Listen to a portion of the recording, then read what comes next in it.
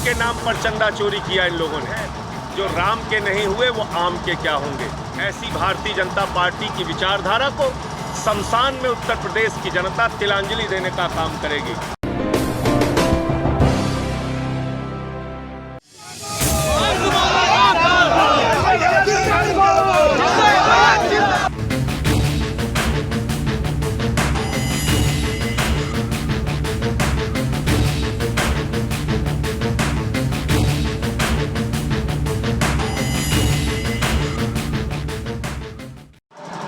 देखिए, हर हफ्ते हम लोग लिस्ट जारी करते हैं। पहले सप्ताह में 14 लाख सदस्य हमारे बने थे।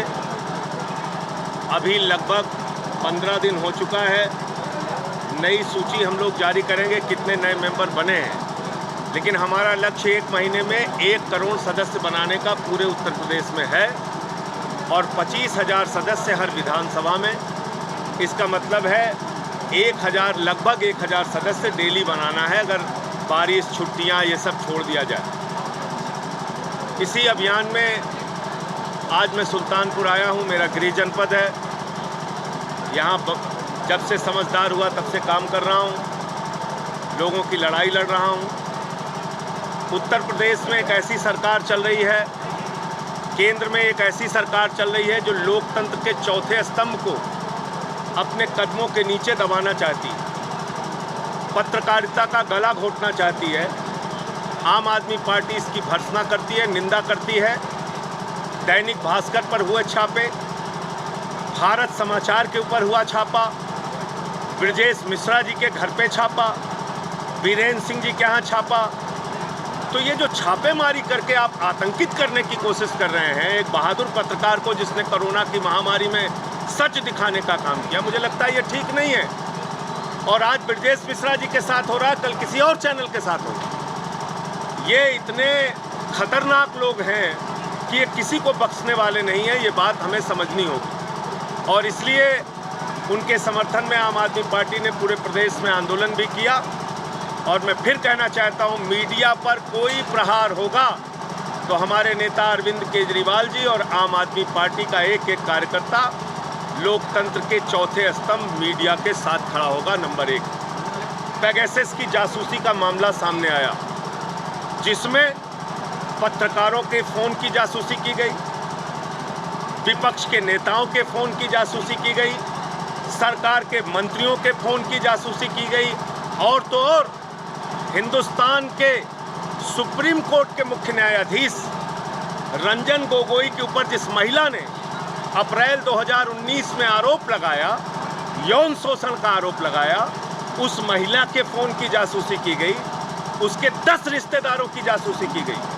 अप्रैल में यह जासूसी होती है और नवंबर के मामले में राफेल रक्षा सौदे के घोटाले में रंजन गोगोई ने क्लीन चिट दे दिया मोदी सरकार को। इसका मतलब ब्लैकमेल करके रंजन गोगोई को राफेल रक्षा सौदे के मामले में, भारत माता के रक्षा सौदे में जो दलाली खाई गई थी, उसमें क्लीन चिट लेने का काम किया गया।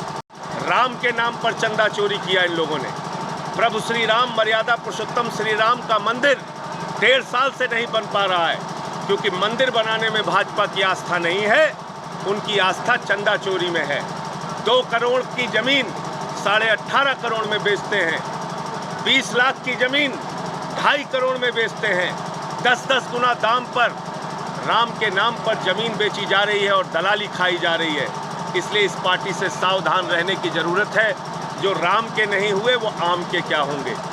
जो लोग शमशान बनाने की विचारधारा रखते हैं, जो अपने भाषणों में खुलेआम कहते हैं गांव-गांव में हमें शमशान बनाना है, ऐसी भारतीय जनता पार्टी की विचारधारा को शमशान में उत्तर प्रदेश की जनता तिलांजलि देने का काम करेगी। इनको इस बार राजनीति के कूड़ेदान में फेंकने का काम करेगी।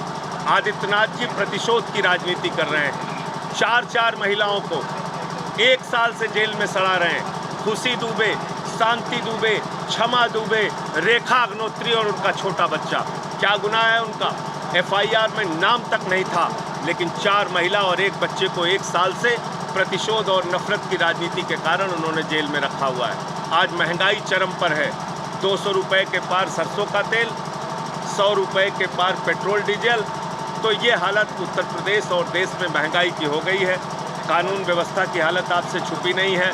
6 साल, 10 साल, 8 साल की बच्चियों के साथ बलात्कार हो रहा है। मैं सिर्फ इतना कहना चाहता हूँ, हर इंसान को जगना होगा और केजरीवाल का जो मॉडल है 300 यूनिट बिजली फ्री का, फ्री शिक्षा का, फ्री स्वास्थ्य का, बेरोजगारी भत्ता का, किसानों के फसल के दाम का, नौजवानों के नौकरी का, उस मॉडल पे हम उत्तर प्रदेश में 2022 का चुनाव लड़ेंगे और ये सदस्यता अभियान उसमें एक बड़ी भूमिका निभाएगा। देश दुनिया की ताज़ा तरीन खबरों से रूबरू होने के लिए सब्सक्राइब कीजिए आपका अपना चैनल NDTV भारत।